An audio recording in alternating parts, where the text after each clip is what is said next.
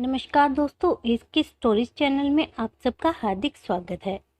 उर्वशी पांडे जी की लिखित हिंदी कहानी देहाती बहू भाग 2। बिटिया लगभग 1 साल की हो गई थी और शारदा ने खुद ही बिटिया का नाम भी रख लिया, शालिनी। और अपने पिताजी और भाई बहनों के साथ जाकर गांव के ही मंदिर में मुंडन संस्कार भी करा दिया। और इन सब में शारदा के ससुराल वाले या पति कोई भी शामिल नहीं था। हालांकि कुछ लोगों ने यहाँ मायके में भी शारदा के साथ बहुत बुरा और अमानवीय व्यवहार किया। जैसे शारदा की बड़ी भाभी यानी कि शालिनी की मामी, वो जब भी गांव आती तो जितनी भी खाने पीने की चीजें होती उसे छुपा दिया करती, खुद खाया करती, अपने बच्चों को खिलाया करती और वापस जाते वक्त अपने साथ ले जाती। कई बार शारदा जब दूध शालिनी को पिलाने के लिए रखती, तब चुपके से मामी दूध निकालकर उसमें पानी भर देती और दूध अपने बेटे को पिला देती। शायद इसलिए कहते हैं, एक औरत ही औरत की दुश्मन होती है। केवल चंद दिनों या हफ्तों को छोड़ दिया जाए तो बिटिया के बचपन के 4-5 साल उसके नाना के यहाँ ही बीते, जहाँ उनको बहुत लोगों का प्यार और परवरिश मिली। माँ का प्यार तो मिला ही, साथ में नाना का, मौसी मौसा का, मौसेरे भाई बहनों का। और ये लोग सगे रिश्ते से भी ज्यादा मायने रखते हैं शालिनी के जीवन में, क्योंकि इनका स्थान जीवन में उच्च स्तर होने के साथ साथ हृदय में भी पहले स्थान पर है। लेकिन जैसे जैसे समय बीतता गया, शालिनी को दुनियादारी और कुंठित सामाजिक क्रूरतियां समझ में आने लगी। वैसे वैसे इन सबके प्रति भी शालिनी के मन में स्नेह कम होता गया। एक बार फिर शारदा अपने ससुराल आ गई, और करती भी क्या, शायद उसमें हिम्मत ही नहीं थी कि अपने और अपनी बेटी के लिए एक सही फैसला ले सके, जो न्याय संगत भी हो और कुरीतियों का खंडन भी। खैर, वो शालिनी के साथ ससुराल में है, खुद तो दुर्व्यवहार झेलती ही है और अपनी मासूम सी बच्ची पर भी वही काली छाया मंडराने देती है। जो व्यवहार शारदा के साथ इस घर में होता था, वही अब नन्ही सी शालिनी के साथ भी हो रहा था। उसे घर के सब लोग आंखें दिखाया करते थे। शारदा के साथ ही उसे आंगन के एक कोने में बाथरूम के पास पर्दे में रखा जाता था। परिवार के बाकी बच्चों के साथ, जैसे बुआ के बच्चे थे, उनके साथ सभी हंसते खेलते।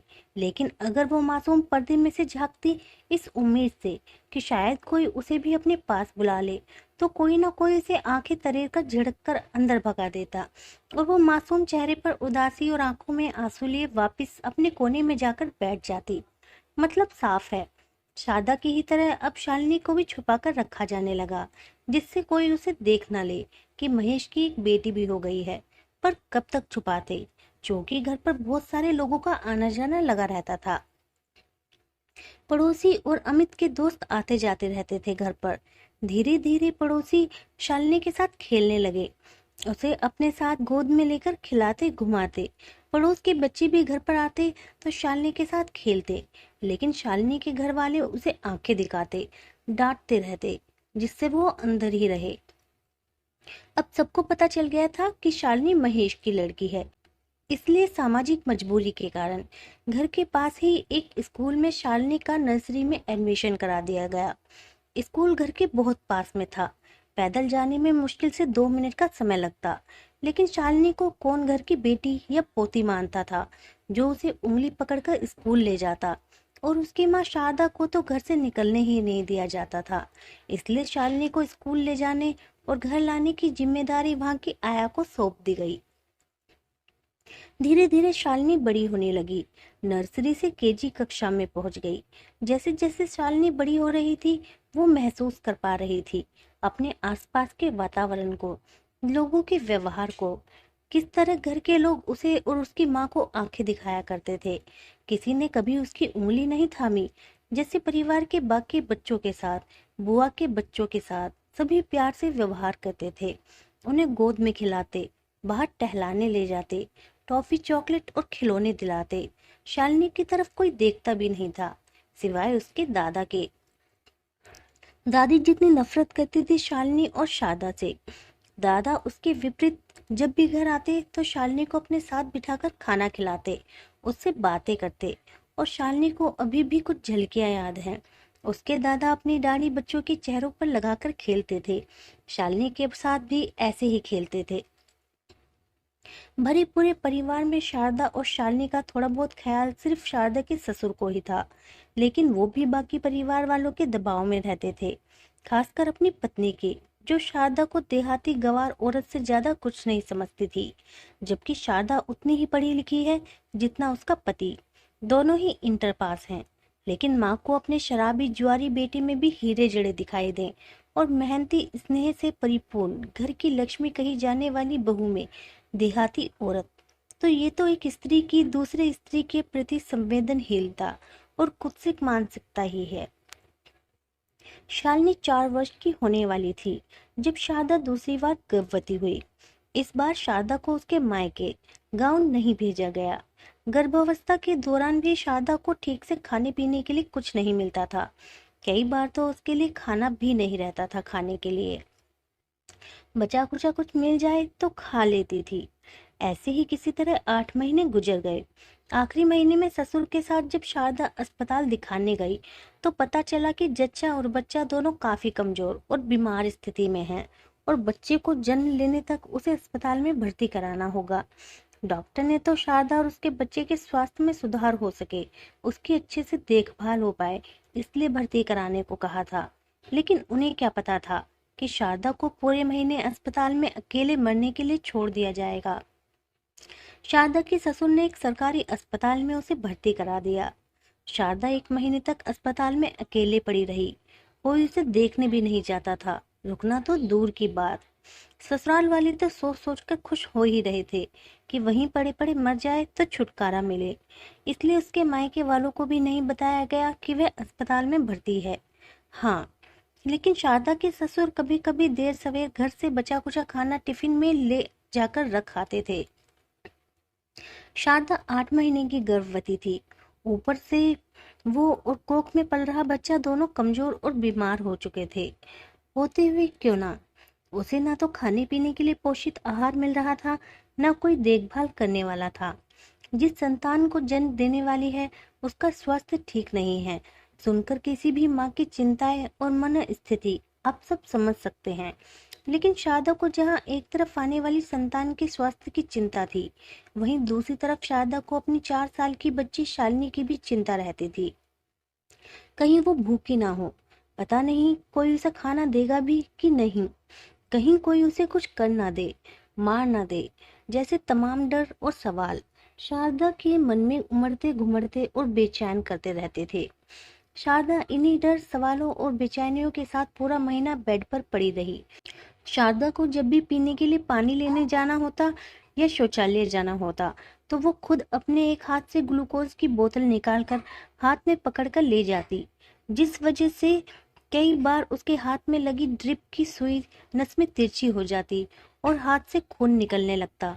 और जब ग्लूकोज की बोतल खाली हो जाती तो शारदा का खून उसमें वापस भर जाता, जिसे देखकर कई बार शारदा डर जाती और आनन फानन में भागकर नर्स को खोजने लगती। ऐसी परिस्थितियां होने पर अक्सर नर्स उससे पूछती, तेरा परिवार कहाँ है, कोई साथ में क्यों नहीं। अगर कोई होता तो देखता कि ग्लूकोज की बोतल खाली होने वाली है, तुम्हें अकेले बोतल हाथ में लेकर नहीं जाना पड़ता कहीं भी। देखो नसों में कितना घाव हो गया है सुई चुभाने के कारण। तुम्हें अकेले इस हालात में किसने छोड़ दिया अस्पताल में। शारदा के पास शायद कोई जवाब नहीं था, या शायद वो सच छुपा लेती होगी, किसी न किसी बहाने से कह देती होगी इस शहर में कोई है नहीं उसका, सिर्फ ससुर जी हैं, वो कभी कभी आकर कुछ खाने को रख जाते हैं, वो अस्पताल में रुक नहीं सकते, उनका स्वास्थ्य ठीक नहीं रहता है और पति बाहर कमाता है, 1-2 दिन में आ जाएगा। सच तो उसने कभी स्वीकारा ही नहीं, क्योंकि उसमें हिम्मत कहाँ थी सच बोलने की और अपने साथ हो रहे अन्याय के खिलाफ लड़ने की। पर खैर, जाको राखे साइया मार सके ना कोई, जैसे तैसे नर्सों की थोड़ी बहुत देखरेख में यह मुश्किल समय कट गया और ईश्वर की कृपा से शारदा को एक नन्हा सा पुत्र प्राप्त हुआ। इतनी प्रताड़ना, मानसिक और शारीरिक शोषण झेलने के बाद भी जैसे ही शारदा को पता चला कि बेटा हुआ है, उसके मन में एक उम्मीद जाग गई कि शायद इसे अपने घर परिवार का चिराग मानकर तो अपना ही लेंगे ससुराल वाले, और शायद लड़का पाने की खुशी में मुझे भी अपना लें। जिस तरह अब तक मुझे और मेरी बेटी को दुत्कारा गया है, वैसा शायद इसके साथ ना किया जाए। शारदा का ये सब सोचना भी सही था, क्योंकि भले ही हम 21वीं सदी में रह रहे हैं, पर अभी भी लोगों में बेटे और बेटी का भेद निरंतर बना हुआ है। फिर शारदा के ससुराल वाले तो हैं ही क्रूर बुद्धि वाले। जब शारदा के ससुर ने जाकर सास को बताया कि लड़का हुआ है, तब वो अस्पताल गई देखने। जब शारदा के सास ससुर दोनों को डॉक्टर ने देखा तो बहुत डांटा कि इस तरह आप लोगों ने पूरा महीना बहू को अकेले छोड़ कैसे दिया। डॉक्टर का काम था सलाह देना। उन्होंने चेता दिया कि अगर खाने पीने का ख्याल नहीं रखा गया तो बच्चे की हालत और बिगड़ जाएगी, क्योंकि आपने गर्भावस्था के दौरान भी अपनी बहू को पोषित आहार नहीं दिया खाने पीने के लिए, जिसके कारण उसके बच्चे को पिलाने के लिए दूध भी नहीं हो रहा है। वो खुद ही इतनी कमजोर हो चुकी है तो बच्चे को कैसे पोषण देगी। अब से भी अगर आप लोगों ने ध्यान नहीं दिया तो बच्चा और बीमार और कमजोर हो जाएगा, फिर कुछ भी हो सकता है। इतना सुनकर ससुर ने कह दिया, हम ख्याल रखेंगे। ख्याल तो कुछ खास नहीं रखा गया शारदा का, पर हाँ, लड़के का मोह शायद थोड़ा बहुत मन में जागृत हो चुका था। इसलिए शारदा के भोजन पानी और बच्चे के लिए दूध और मिल्क पाउडर वगैरह का इंतजाम कर दिया गया। पोते के मोह में सास कभी कभी अस्पताल आने लगी। कुछ दिन बाद शारदा अस्पताल से डिस्चार्ज होकर घर वापस आ गई। जब शारदा अस्पताल से घर आई तो शालिनी को सही सलामत देखकर बहुत खुश हुई। एक पुत्र भी हो जाने से शारदा को उम्मीद बन गई थी कि जीवन में शायद अब कुछ सुधर जाए, क्योंकि उसकी सास के हृदय में पौत्र मोह जागृत हो गया था। धीरे धीरे ही सही, स्थितियों में सुधार हुआ।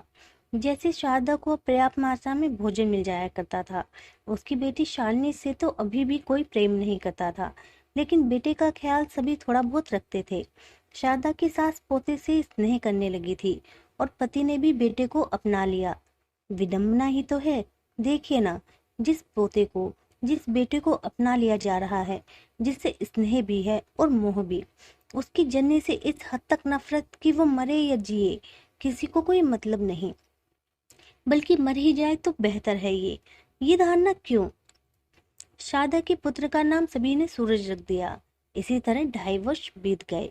शारदा अपने मायके आई हुई है और यहीं पर एक प्रतिष्ठित मंदिर में सूरज का मुंडन संस्कार किया गया, जिसमें ससुराल से कोई और तो नहीं लेकिन शारदा का पति आया था।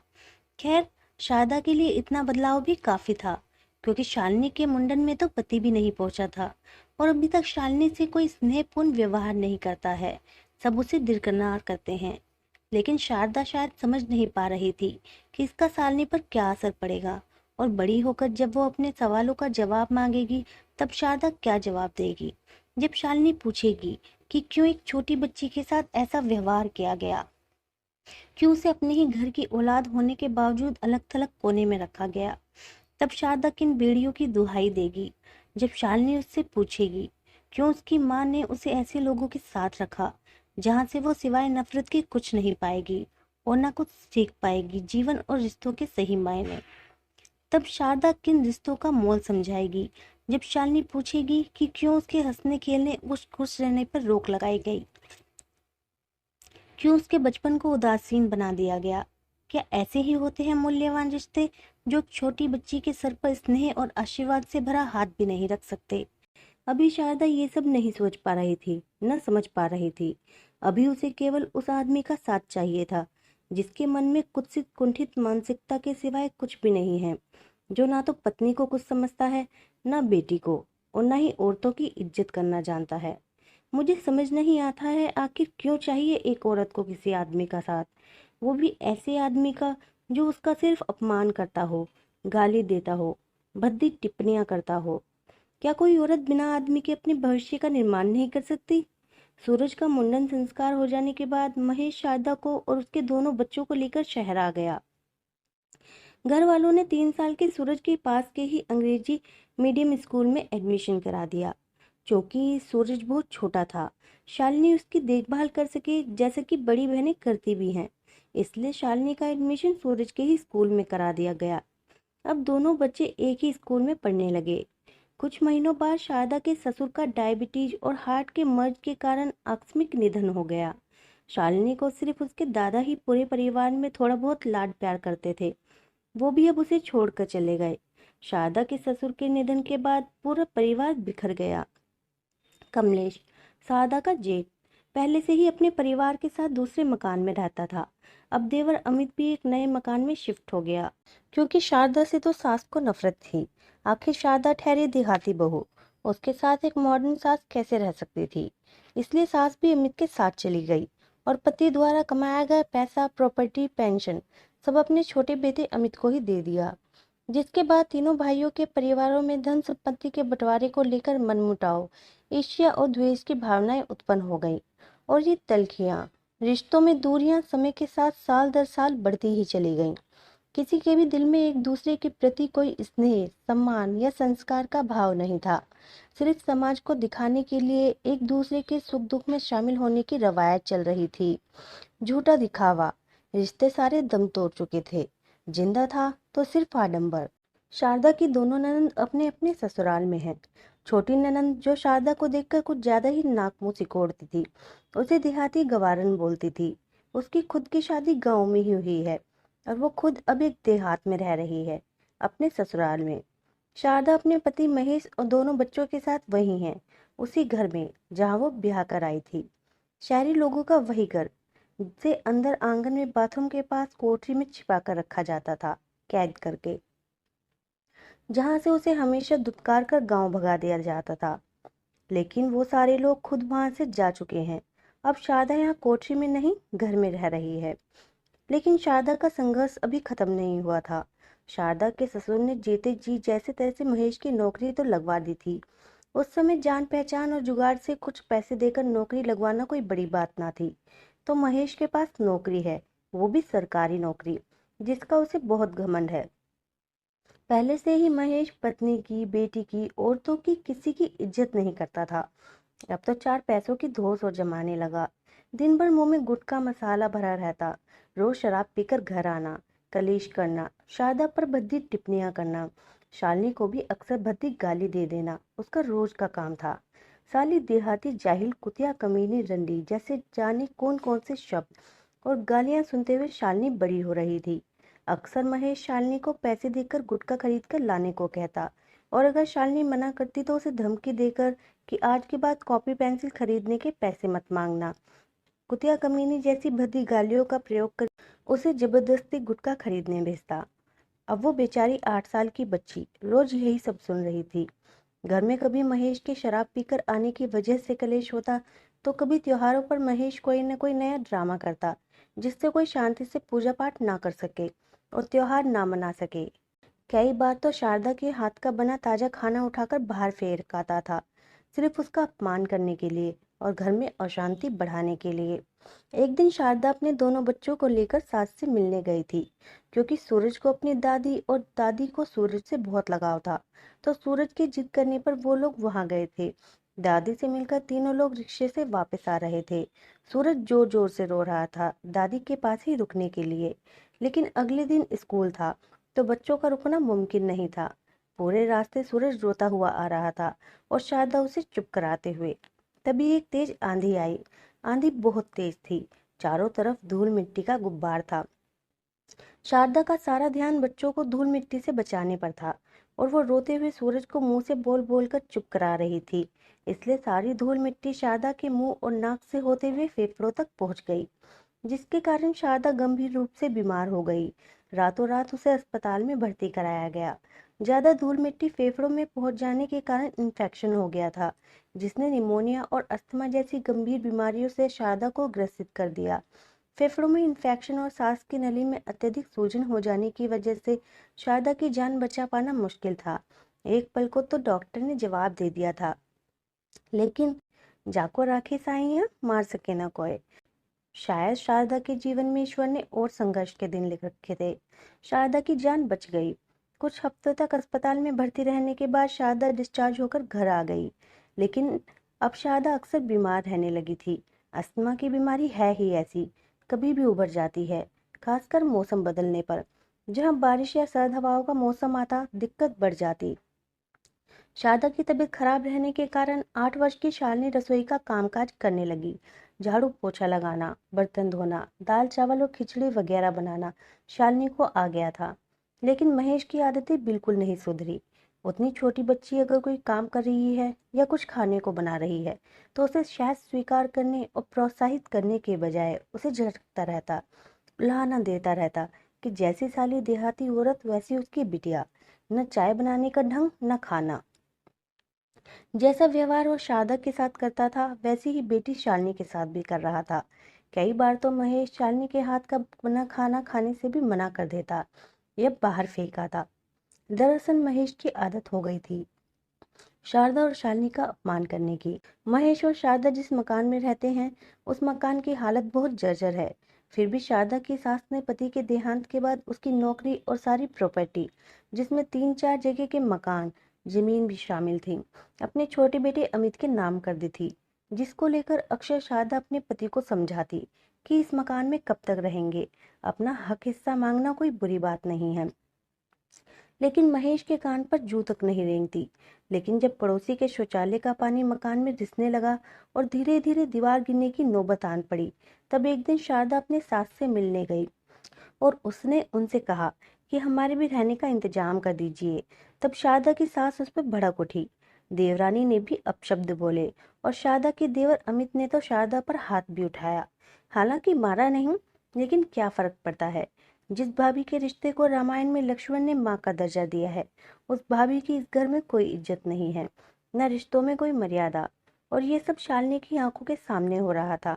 रोती बिलखती हुई शारदा उसी मकान में वापस आ गई जहाँ पड़ोसी के शौचालय का पानी मकान में रिसता है और दीवारों से झड़ता रहता है।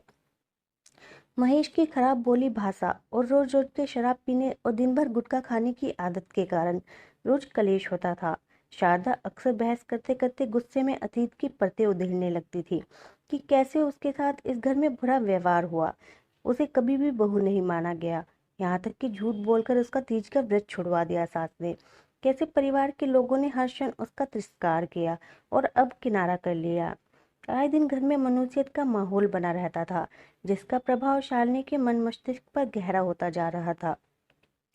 जितना ज्यादा वो बार बार एक ही बात को सुनती थी, वो महसूस करती घटनाओं को कि कैसे उसकी माँ के साथ बुरा व्यवहार हुआ और फिर उसको भी कभी किसी ने प्यार नहीं दिया।